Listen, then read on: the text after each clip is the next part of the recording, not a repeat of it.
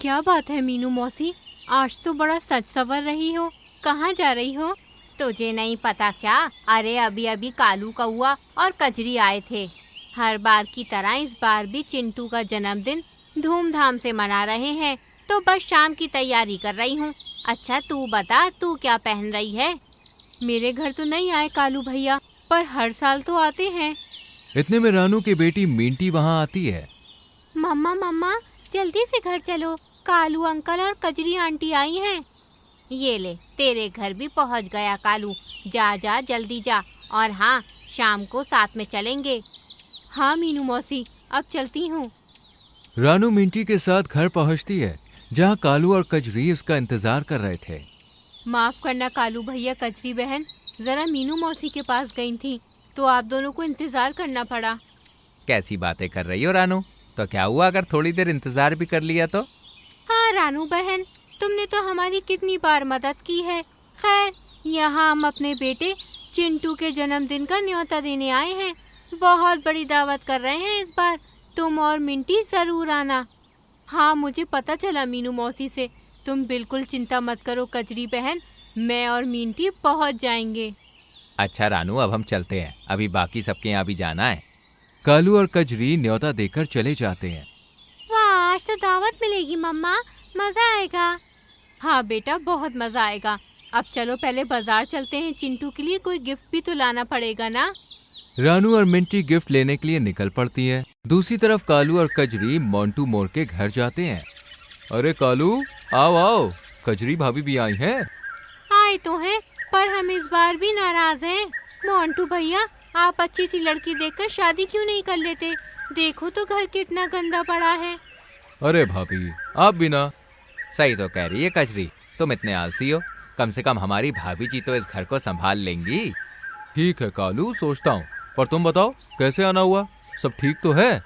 मुझे मालूम था कि तुम भूल जाओगे।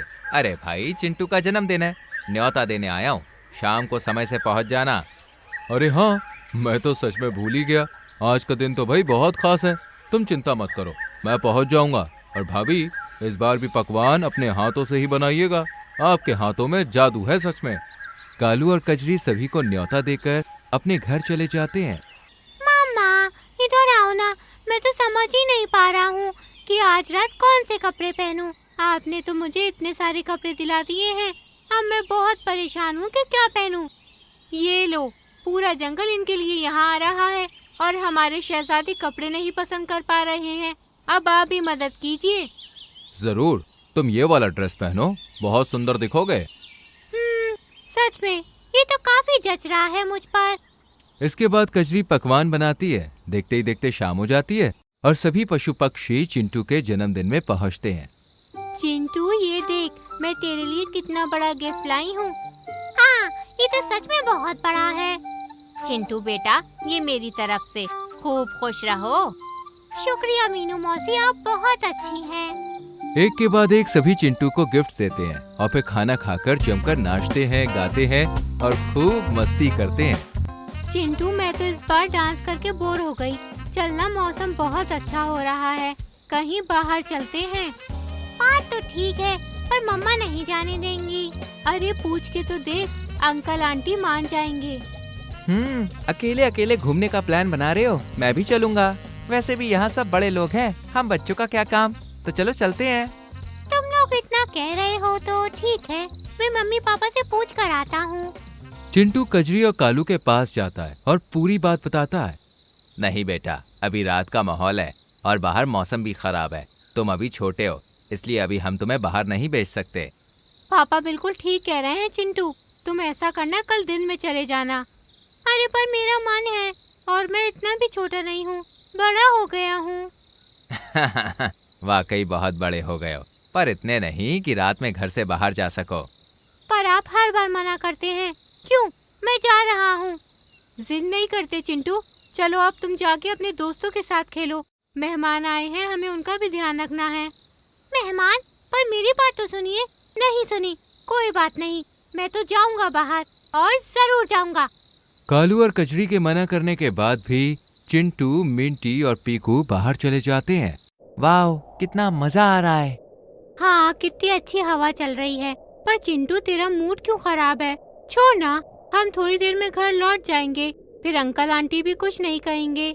वो बात नहीं है, मम्मी पापा मुझे अकेले कहीं नहीं जाने देते। अरे अब मैं बड़ा हो गया हूँ, फिर भी। इतने में तेज बिजली की गड़गड़ाहट के साथ जोरदार बारिश शुरू हो जाती है। अरे नहीं, बारिश, अब क्या करें? किसी पेड़ के नीचे बैठते हैं। तीनों एक पेड़ की तरफ मुड़ते हैं पर पेड़ गिर जाता है। अरे नहीं, ये पेड़ तो गिर गया। ऐसा ना हो कि हम जिस पेड़ पर बैठे हैं वो भी गिर जाए। हमें कुछ और सोचना होगा। दिख गया दोस्तों, वो देखो, वहाँ से थोड़ी रोशनी आ रही है। लगता है किसी का घर है। चलो चलकर मदद मांगते हैं। तीनों दोस्त उस घर की तरफ जाते हैं। मुझे तो डर लग रहा है कि कहीं ये भूत का घर तो नहीं। तू बिना कुछ भी मत कह, मुझे और डर लग जाएगा। अरे तुम दोनों क्यों डरते हो? मैं हूँ ना, मम्मी कहती है मैं बहुत बहादुर हूँ। तुम यहीं रुको, मैं अंदर देखता हूँ, कोई हो तो। चिंटू अंदर जाता है। घर में एक दिया जल रहा था। 3 घोंसले थे, लेकिन घर पूरी तरह से खाली था। दोस्तों जल्दी अंदर आओ, यहाँ तो कोई नहीं है, घर पूरा खाली है। ऐसे कैसे? जरूर यहाँ जो रहता हो वो कहीं बाहर गया होगा। मुझे भी लगता है हमें यहाँ पे नहीं ठहरना चाहिए। तो कहाँ जाएंगे? बारिश देखी है, ऐसा करते हैं बारिश थमने तक यहीं रहते हैं। घर का मालिक जब आएगा तो उससे बात कर लेंगे, और बारिश थमने से पहले नहीं आया तो बिना कुछ कहे ही निकल जाएंगे। मुझे चिंटू का आइडिया ठीक लग रहा है, और कोई रास्ता भी तो नहीं है ना हमारे पास। ठीक है, तो फिर ये बड़ा वाला घोंसला मेरा। तीनों दोस्त काफी देर तक बारिश थमने का इंतजार करते हैं, पर बारिश रुकने का नाम ही नहीं ले रही थी। काफी देर गुजरने के बाद तीनों को नींद आ जाती है। दूसरी तरफ कालू जी, मैंने पूरा घर देख लिया, आसपास भी देख लिया, चिंटू कहीं नहीं है। मिंटी भी नजर नहीं आ रही है, और पीकू भी। लगता है बच्चे कहीं बाहर गए हैं, लेकिन इस भयानक बारिश में कहाँ? हमारे मना करने के बाद भी चिंटू ने ये किया। मतलब? कालू, मीनू मौसी और बाकी सबको चिंटू के बाहर जाने की बात के बारे में बताता है। हे भगवान, बच्चे कहाँ होंगे और कैसे होंगे? इस मौसम में कहीं जा भी तो नहीं सकते। वहीं उस खाली घर में एक बड़ी सी चील आती है। ओहो, एक साथ 3 शिकार। आज तो मजा ही आ गया। एक साथ 3 नरम पक्षियों का शिकार करने को मिलेगा। आज होगी असली पार्टी। चील जैसे ही अंदर जाती है, मिंटी की आंख खुल जाती है। चिंटू, पीकू, जल्दी उठो, ये तो शिकारी पक्षी है। वो दोनों हड़बड़ा कर उठते हैं। अरे नहीं, अब ये हमें खा जाएगी। बिल्कुल बच्चे, आज तो ऊपर वाला मुझ पर मेहरबान है जो तुम तीनों मेरी कुटिया में आए। बड़े दिन हो गए स्वादिष्ट भोजन नहीं मिला, पर आज ये इच्छा पूरी होगी। इतने में मिंटी की नजर एक छोटे से होल पर पड़ती है। दोस्तों वो देखो, वहाँ से हम भाग सकते हैं, जल्दी करो। मिंटी और पीकू तो बचकर भाग जाते हैं, पर चिंटू वहीं रह जाता है। अरे नहीं, चिंटू तो अंदर ही है। इससे पहले कि वो शिकारी पक्षी उसके साथ कुछ करे, हमें सबको बताना होगा। दोनों भारी बारिश में कालू कौवा के घर पहुंचते हैं और उसे पूरी बात बताते हैं। तुम दोनों मेरे बच्चों को वहाँ छोड़कर क्यों आए? ना जाने वो शिकारी चील मेरे बच्चे का क्या हाल करेगी। कालू जी जल्दी चलो, आज मेरे बच्चे का जन्मदिन है। मैं नहीं चाहती ये उसका आखिरी दिन बने। जल्दी चलो। हम सब चलते हैं कजरी बहन, धीरज रखो, कुछ नहीं होगा चिंटू को। अगर उस चील ने चिंटू को कुछ किया तो आज उसे जिंदा नहीं छोड़ेंगे। सही कह रही है रानू, चलो अब देर मत करो। इस तरह सभी पक्षी मिंटी और पीकू के साथ चील के घर में पहुंचते हैं, जहां चिंटू घर में बने एक छोटे से होल में बैठ गया और शिकारी चील उसे बाहर निकालने की कोशिश कर रही थी। हे बच्चे, जल्दी बाहर आ, वरना अच्छा नहीं होगा। कह देती हूँ, आज तुझे खाकर ही दम लूंगी। चल जल्दी बाहर आ, वरना मैं इस छेद में आग लगा दूंगी। तू आग लगाएगी? रुक। भाइयों बहनों, टूट पड़ो। मीनू और कजरी के हुंकार पर सभी पक्षी चील पर टूट पड़ते हैं और पीट पीट के उसे अधमरा कर देते हैं। अब बोल, आज के बाद हमारे बच्चों की तरफ आंख उठाकर भी देखेगी? अरे कैसे देखेगी, आंखें ना नोच लूंगी मैं इसकी। हाय, माफ कर दो, आज के बाद ये गलती कभी नहीं करूंगी, माफ कर दो। अब आया ना ऊंट पहाड़ के नीचे। चिंटू बेटा, देख लिया अपनी जिद का नतीजा। हमने तुम्हें मना किया था कि इस वक्त बाहर मत निकलो। मैं तुमसे बहुत नाराज हूँ। अगर तुम्हें कुछ हो जाता तो जाओ, मैं तुमसे बात नहीं करूँगी। सॉरी मम्मी, सॉरी पापा, मुझसे गलती हो गई।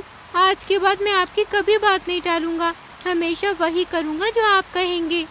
बेटा, बड़ों की बात जरूर माननी चाहिए, क्योंकि वो तो हमारा भला ही चाहते हैं ना।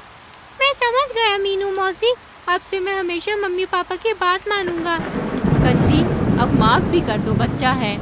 चिंटू की भोली शक्ल देखकर कजरी और कालू उसे माफ कर देते हैं। और मिंटी, पीकू, तुम भी सॉरी बोलो, गलती तुमने भी की है ना। सॉरी मम्मा। सॉरी, आगे से कभी ऐसा नहीं होगा। इस तरह चिंटू का जन्मदिन खुशी खुशी बीत जाता है और चील को सबक सिखाकर सभी अपने अपने घरों को लौट जाते हैं।